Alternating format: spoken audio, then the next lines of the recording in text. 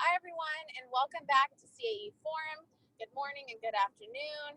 I just want to go over a couple of ground rules before we begin Dr. Thayer's presentation today. First, you guys will not have microphone privileges. So if you guys do have a comment, question, concern, please write it in the chat box and he will get back to you.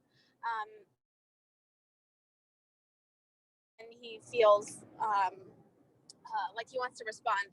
It's 100% up to the presenter on whether or not they want to respond while they're doing their presentation or after the presentation.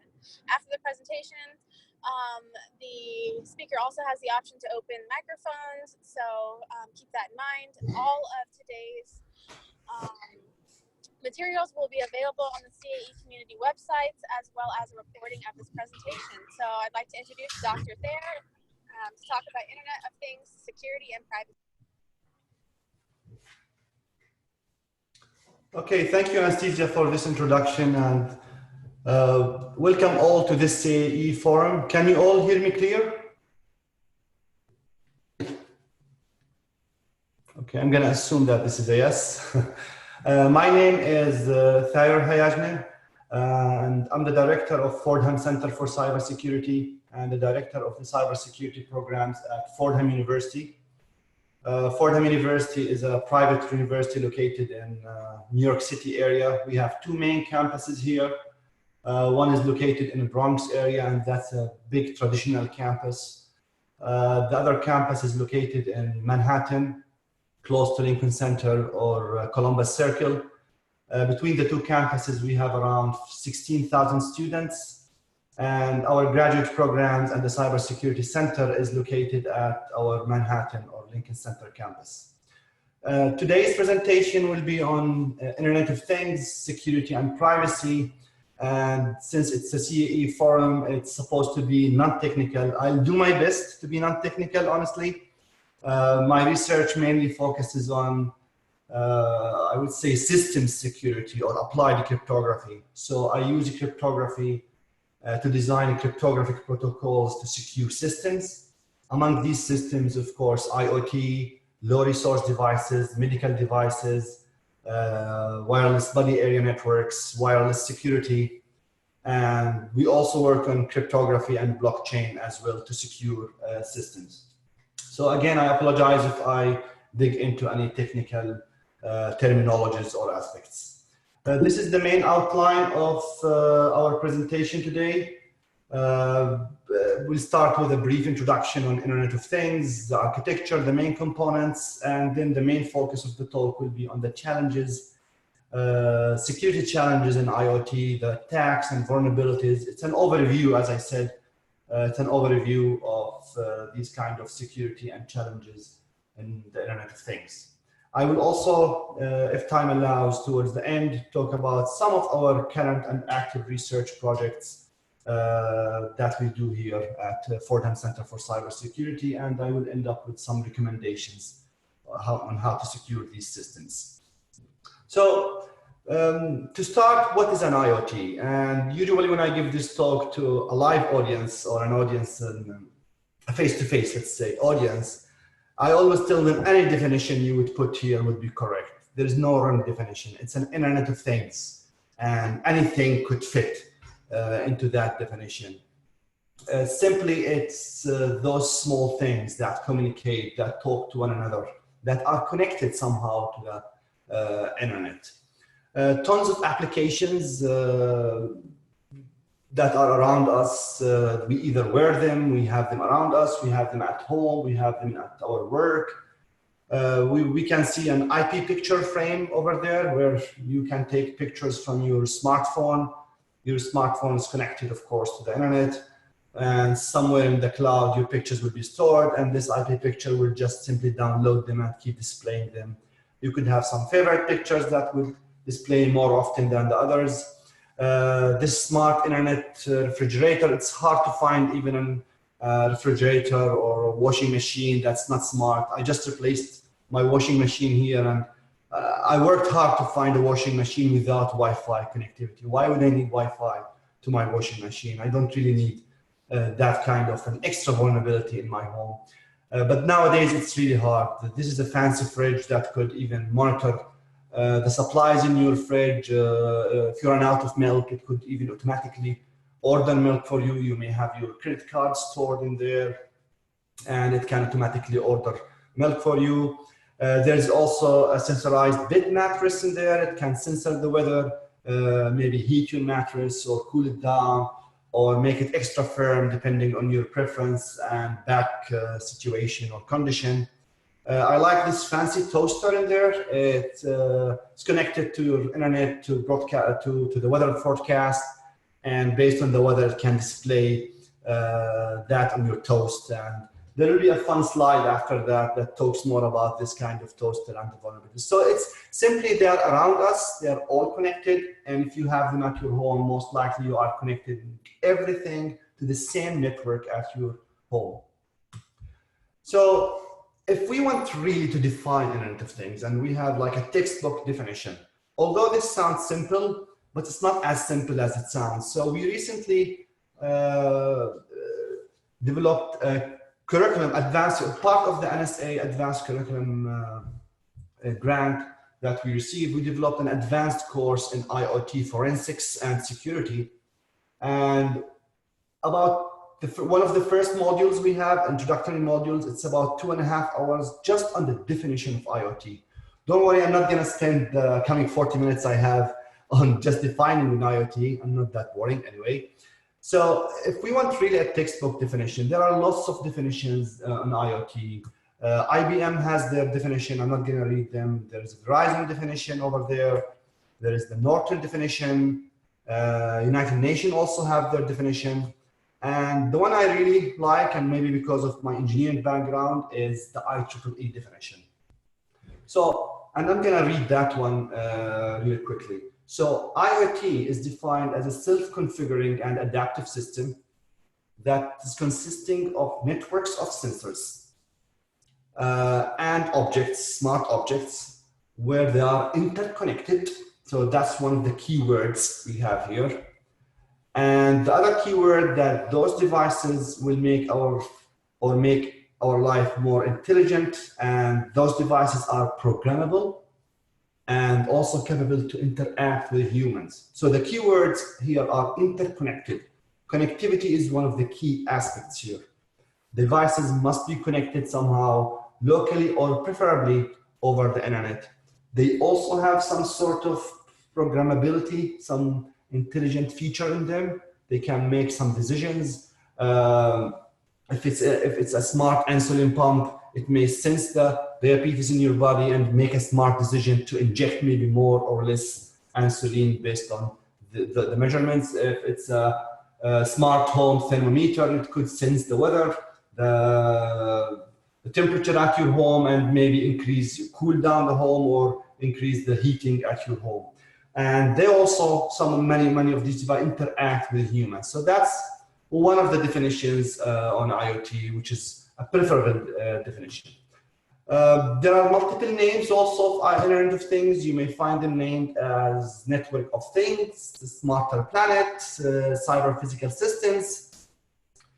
Many different, even the old work we used to do on wireless sensor networks, wireless body networks, they all fit under the umbrella now of Internet of Things. It's becoming a thing, really.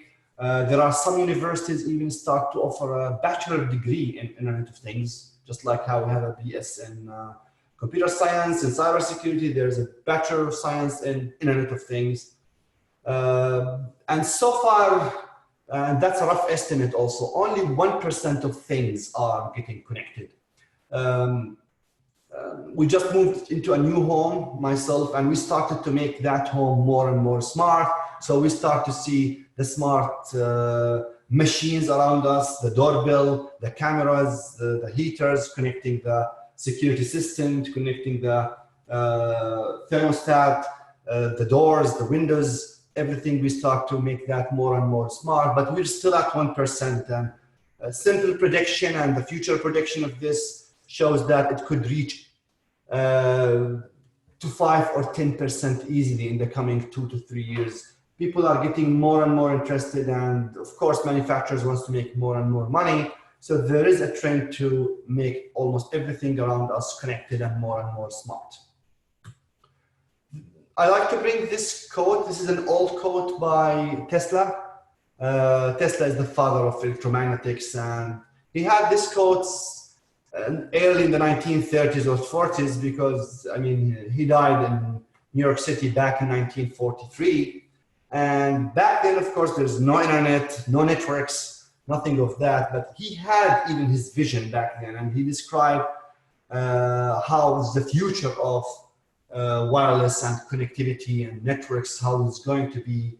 And he even had that vision earlier of Internet of Things and called them all things being able maybe to communicate together and instantly and at the same moment. And that's where we are heading right now. So it's a growing industry. We're looking at 50 billion deployed devices by 2020, and even predictions by Gartner's is even to exceed that number. It's a $10 trillion economy impact by these things. So, and they're everywhere, honestly, in smart homes, smartphones, doorbells, monitors, thermostats, any kind of application. I have a nice chart of a good list of applications and areas where Internet of Things are used. And anywhere you could think of, there is an application of Internet of Things, and you use them around you. And in many cases, you are not even aware of their existence.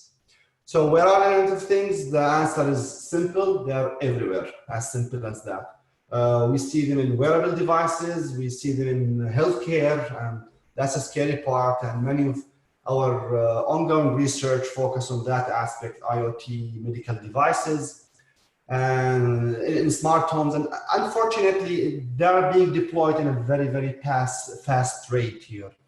And the focus is really just to have them operate efficiently, and I would say bring up cool applications and make our life easier, but less attention is given to their security, privacy, and vulnerabilities.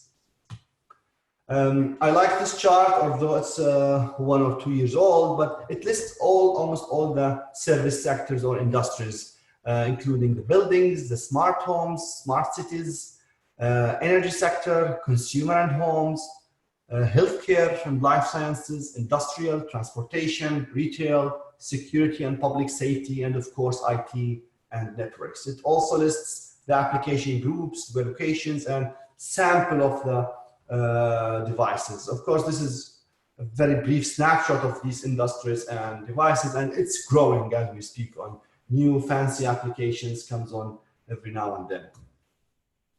I like also this pictures, and it's from an old movie. I think everyone is aware of Terminator, and it shows that how we are transforming in the concept of IoT. And if you see these kind of robots around us, it's all about the sensors, the Internet of Things that are connected, and it's a group of things that make these robots active. And we're heading more and more towards the thing that were sci-fi years ago, and they're becoming reality nowadays. All right, so let's go a little bit deeper into the architecture of Internet of Things, and if you have an Internet of Things device, what is the real architecture of that device? Obviously, I mentioned connectivity, interconnected, they communicate. So obviously, in the heart of an IoT device, there is the network or data communication component. That's the device that allows sharing information, sharing observations, or even receiving commands and making actions. Of course, we have the sensing component, and that's a critical part. They could be sensors or actuators. Sensors in the sense that sense the environment, the physical environment around us, maybe take measurements or observations, and then of course, convert those measurements, transformations, readings from the analog world into the digital world and send them through the network and communication component, transmit them either to the cloud or some other hubs to communicate. There is some kind of an application in there, a program, a simple program that will control things that run in there, that will analyze the collected data and support the usability or applicability of those devices. So just to recap, the heart of the thing here is the communication and network, and then we have the sensors, actuators, lots of sensors, and of course the application that control things. This is just a description of the components I listed previously, just to make the slides more comprehensive. And if we want to really identify an IoT, in front of me right now I have a simple plastic bottle of water. And I would say, is this an IoT or not? What really makes a device or a thing an IoT device, an Internet of Things? The heart of, or the core of defining an IoT would be to have some sort of an identifiable, uniquely identifiable ID of that device. For those in the networking world, you could think of the IP address, the MAC address. It could be anything. It could be just a unique serial number. For us as a humans, it could be our social security number. So it is something that identify those things. If anything can be identifiable, then we can call it some sort of an IoT. But there's an addition to that. In addition to being identifiable, we also want that to be connected, and preferably connected through the internet, to the whole internet. And one of the main reasons we are all, trying to move and supporting the move to an IPv6 nowadays. So as you all know, we're still operating under the IPv4. And 20 years ago, when I took my first computer networking class, I remember the professor back then told us, well, IPv4 is going to be soon replaced with IPv6, but we're still using it. And 20 years, we're still using it. And some networks has moved, 10 to 15%, but the majority of the internet is still operating on IPv4. One of the main reasons we are really supporting the move to IPv6 is the address space. With IPv6, we'll be able to give a unique identifiable worldwide to every single object, instead of relying on the IP address and together with the MAC address and some other identifiables like port numbers and some other technicalities to uniquely identify an object. We will be able, hopefully, to give it a literally unique IPv6 address. So in addition to the identification component, we're looking at the connectivity component and being able to access that device anywhere. If we look at any device, and that's one of the challenges we have right now, how do we connect these devices? What standard do we use?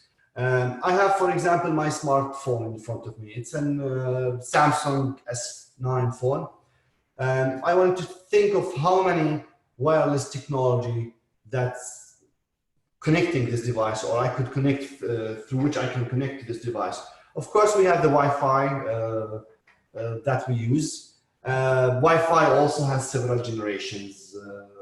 And in most cases, we want that to be backward compatible. We can't just simply say, okay, I'm not supporting the 802.11g or B anymore. It has to be backward compatible. So you have the old generations, you have the N, and you have the latest AC generation Wi-Fi connection as well.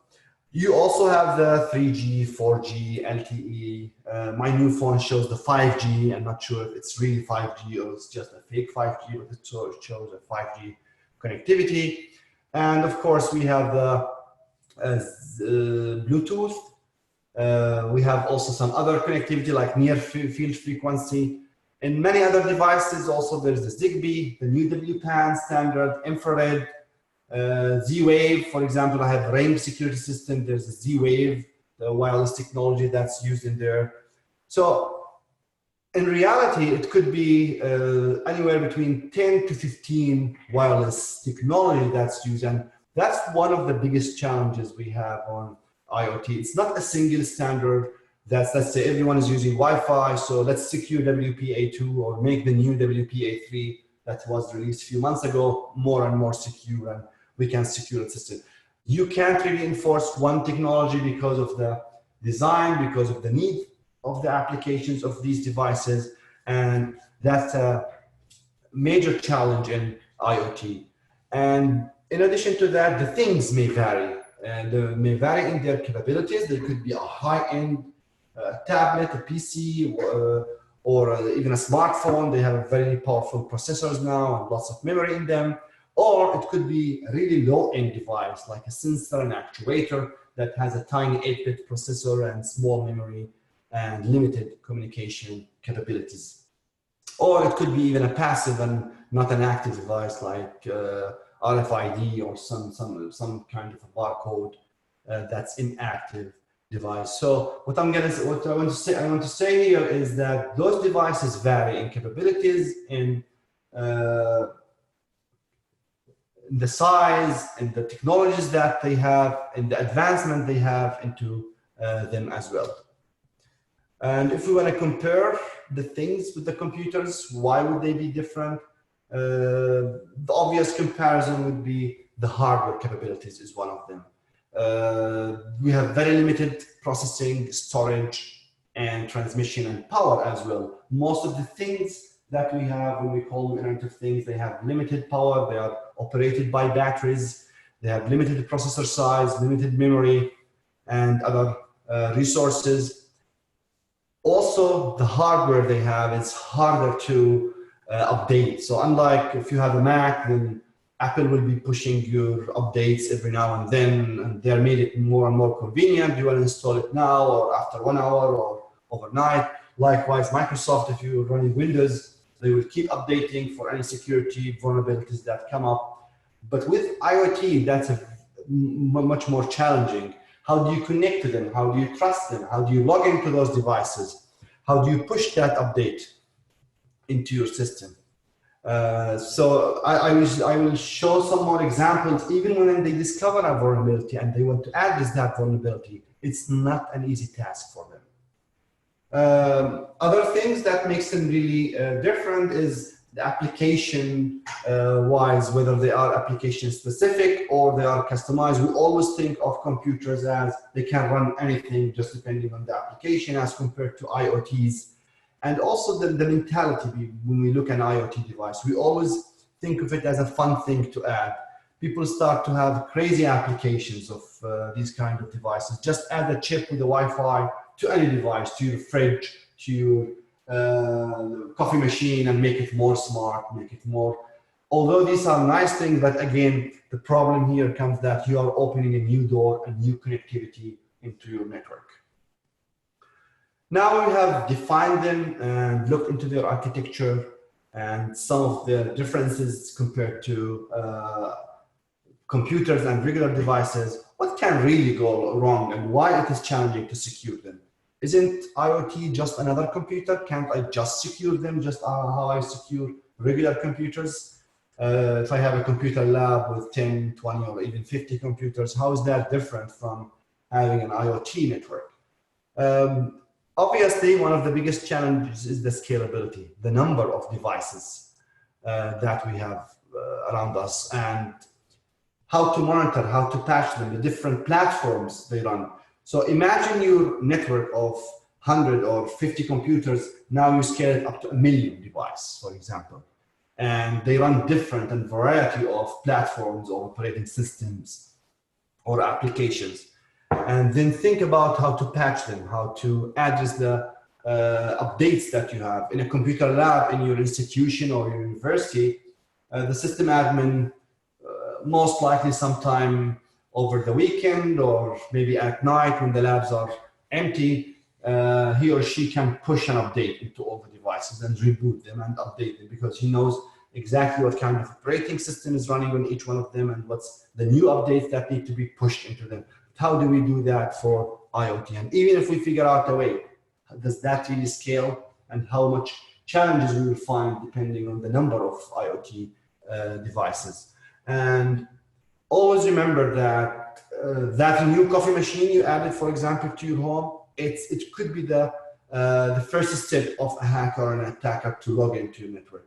The hacker or attacker does not really need to go through my fancy firewall or proxies that I have or with all the antiviruses and security that I have deployed, can simply go and hack a vulnerability into my coffee machine, which I bought, only paid like $30 or $40 on it. It doesn't have the latest standard. I didn't really patch it or update it, and could hack into this device. I like this post about an IoT toaster, and it's true. Someone could literally hack into this toaster and malfunction your toaster and burn it or burn the entire house just based on a vulnerability in that toaster. IoT definitely adds lots of risks. They are easier to capture.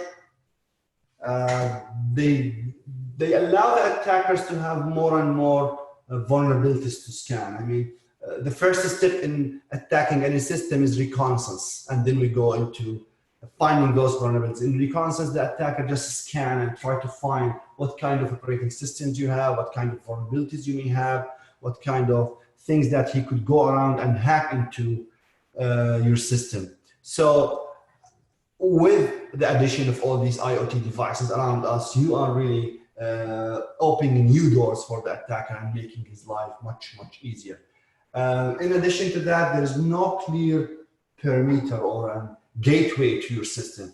For example, at my institution, obviously all the traffic has to go from switches to routers till it reach the main IT router that connects us to our ISP, internet service provider. How do you picture that in an IoT? An IoT could use a 4G network or Bluetooth connectivity. There is no clear definition of a perimeter, and it's very hard to place your security in a firewall or proxy or gateway just the way we do it in regular networks. So that's an additional challenge in IoT world. Also, they are used in different areas. There are reliability and critical issues in there. If I'm just using a computer to play games or a device, hacking that could maybe reveal some private information, some credit card numbers, but I'm using that for healthcare, for heart pacemaker, then there is more and more vulnerabilities and critical issues when using the IoTs. So just to list few of these vulnerabilities, unfortunately, we are still using weak credentials to log into these devices. In many cases, we don't even secure them with strong passwords or strong credentials, usernames, and passwords. We keep the default ones that are easy to guess and attack. It's very hard to update the firmwares that we use. There are other web and software vulnerabilities into them. And also they could be used by an attacker to deploy denial of service attacks. Here's a simple case study about this Cisco thermometer, a fancy thermometer that was deployed in most of the new homes and centers.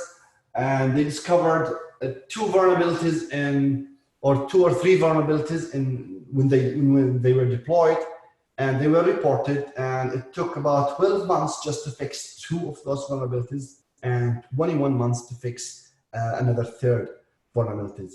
And that's not the only problem. Even after they are fixed, the owners of those devices, in many cases, they don't have the skills or time to go and install those updates, because you have to have that fancy adapter that came with this device. You have to connect it and then sync it with some kind of a computer or a laptop, and then be able to push the updates into the device.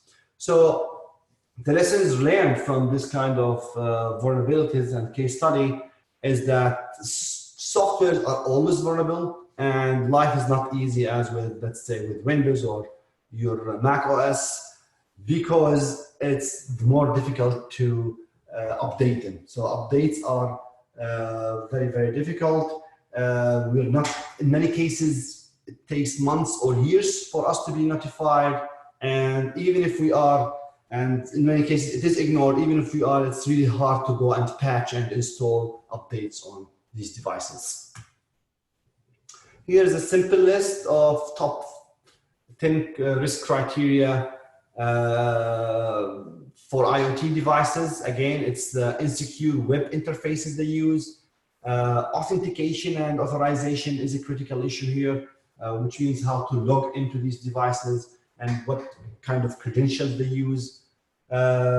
Most of the time, also, they don't use secure links. We call it transport layer security. In other words, they don't use the HTTPS connections, which means even the credentials are transferred in clear text. And of course, their software, firmware, poor physical security are among these top 10 risk criteria for IoTs.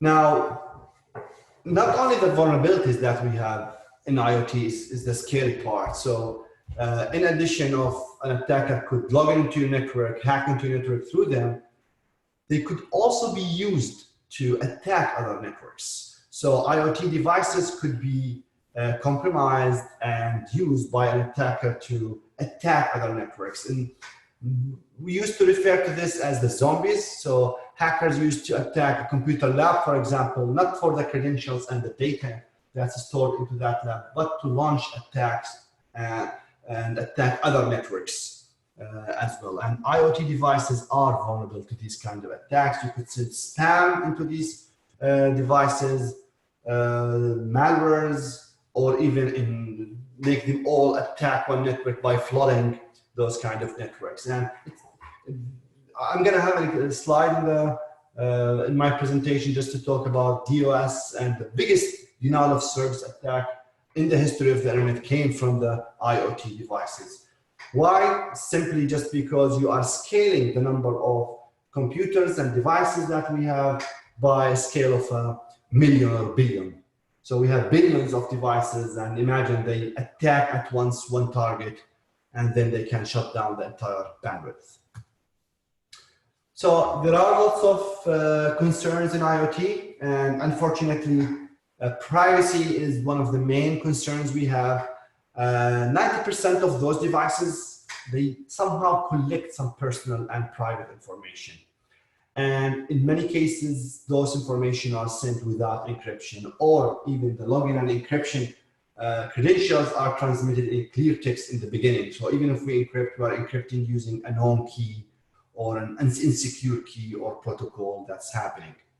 And also the second problem we have, or concern we have in IoT, is that in most of the cases, about 80%, they fail to have strong authentication and authorization criteria. Most of the passwords are simple passwords. Most of the people don't change, for example, the admin password.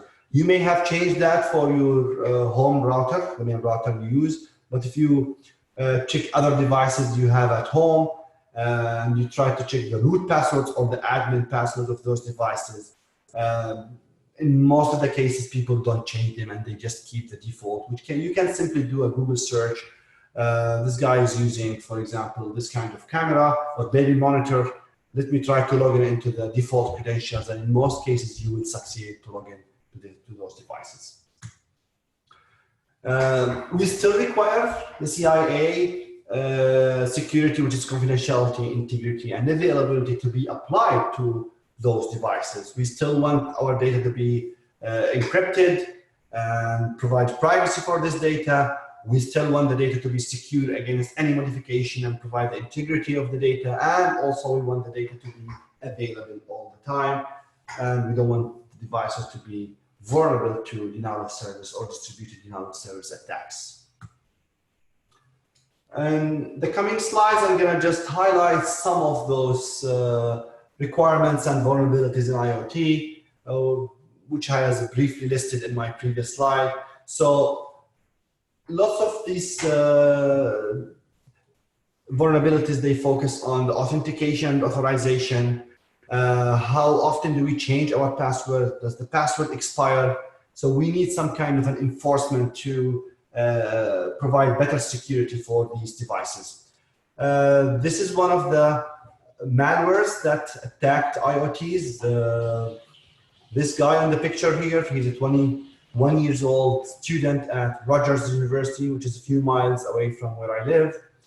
And he developed some kind of malware and the story all in this link here that literally almost brought the entire internet down.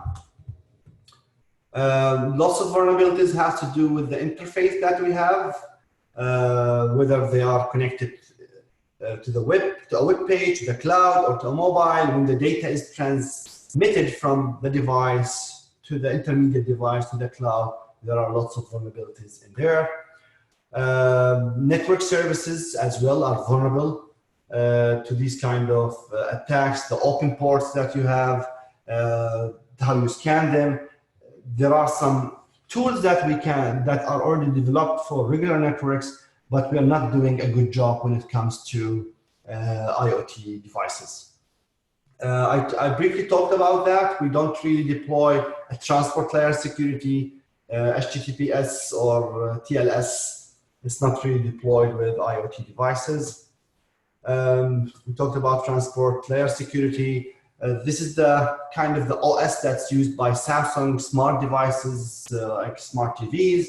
They use the Tizen OS by Samsung, and it is vulnerable. Samsung has been aware of it, and they failed in many cases also to use the SSL to provide end-to-end security. We talked about that, the software and firmware. Unfortunately, in most of the cases, those IoT devices fail to allow us to update them efficiently and to overcome some of the common or known vulnerabilities that has been revealed.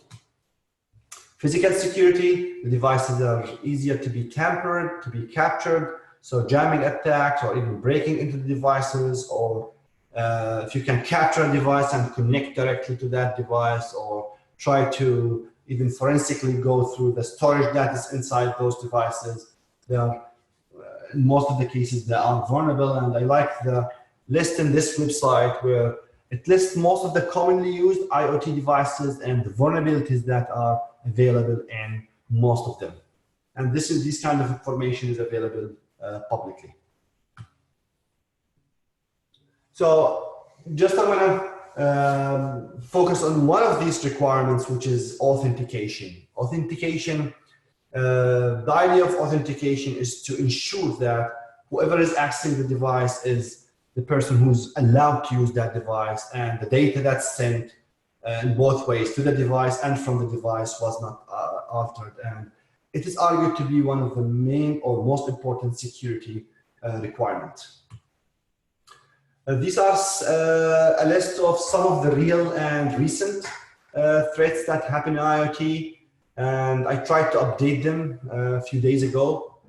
Tesla Model S has one of the recent vulnerabilities. The healthcare systems has lots of them, especially the heart pacemaker. And this is the second or third attack on heart pacemaker. But this one is more serious than the previous one because it allows the attacker even to take full control on the heart pacemaker. I'm going to go faster on those slides because I think I'm running out of time and I have only a few minutes left. This is the slide I talked about, the biggest denial of service attack in the history of the internet that happened because of the IoT. And again, the main reason here is because of the number of the devices that we're looking at. It's in millions or billions instead of hundreds or thousands.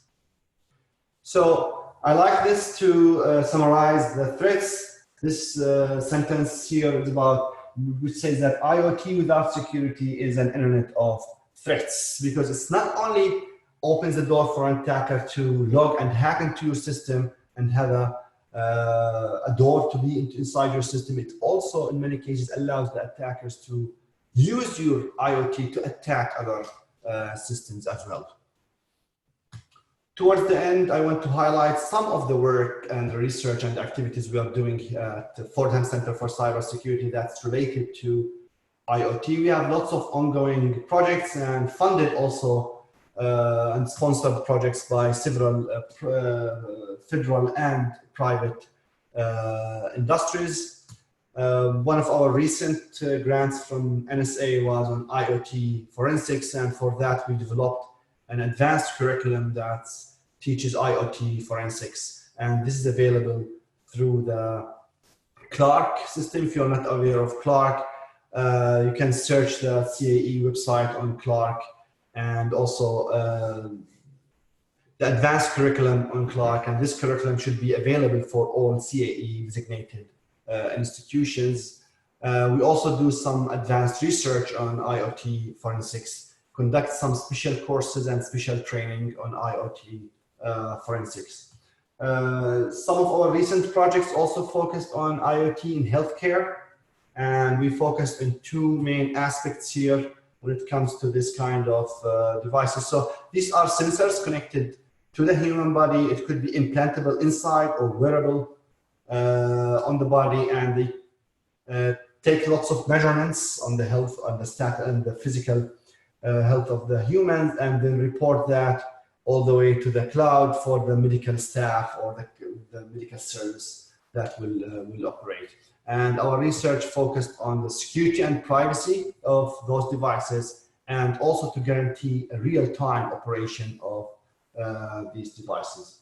In many of our projects, we focused on how to really optimize the cryptography that's used. Again, we can't simply go and use the available cryptographic block ciphers, symmetric or asymmetric cryptography that's available on, and we use it on regular computers, and simply make these tiny devices operate the same kind of cryptography because of the computational power they require and the communication overhead that occurs because of them. So we have ongoing research on lightweight block ciphers, public key ciphers, homomorphic encryption to run it on IoT devices. And one of our recent projects, we focused on a new type of encryption, which is the format preserving encryption. We also had a study on the coexistence issues with these kind of IoT or body sensors.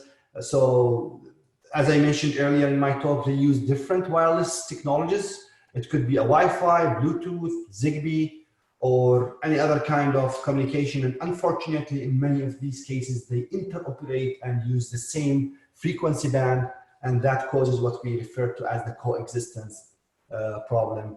And one of our published research was the most cited research on the coexistence issues in W bands. We also had some research on their interoperability and how to guarantee that you can pick the most optimum route that will guarantee those reported data from the medical devices will use the most smart route when it comes to delay and energy efficient. We have also one of the recent projects focused on the vulnerabilities in the wireless connectivity in terms of jamming attacks, civil attacks that try to exhaust the resources and impersonate the nodes in the wireless network. We also use the blockchain to try to secure IoT for healthcare, and this is one of our recently published projects. And lots of our graduate students have conducted research and vulnerabilities on IP-based cameras, analyzed the IoT devices for security and vulnerabilities, studied the IoT smart toys that are used by kids and their vulnerabilities, and come up with taxonomy and recommendations for their security. Also, we have a research that studied the military and commercial IoT drones. They are vulnerable. You could easily hack into them, or even inject some kind of a malicious code into the operating system of those drones and have them follow you, or capture all the data, or even alter the data or modify the data that's captured by those drones. And lots of course research also focused on smart home devices. We have also studies that focused on the wireless security that's used in IoT. For example, the Bluetooth, the Wi-Fi security, including the new WPA3, the lightweight block ciphers that are used in IoT also. Finally, I would like to end with a few recommendations. To secure IoT, we need to reinforce more and more policies and standards. Awareness is required here. People, again, are using them as nice, cool devices, cool applications. We need to increase the awareness when it comes to IoT devices and make people aware of the vulnerabilities and how much they are exposed with when they use these kind of devices. We have to plan for the growth that's happening on those devices. Maybe move to IPv6, think of a way how to deploy the traditional security that we use in regular networks and how can we use that into the IoT world. So we definitely need to strengthen that partnership between researchers, academia, the vendors, and of course the procurement departments. Thank you very much for listening to my talk. And again, I'd be happy to receive questions. The easiest way is to email me your question, and I'd be happy also to collaborate with anyone who'd like to work on any joint projects to secure IoT devices. Thank you.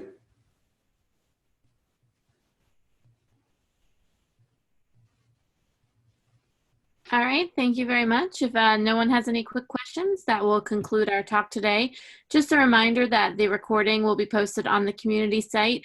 Before she left, Anastasia posted the direct link. So usually takes her about 48 hours and then it'll be up. Thank you very much.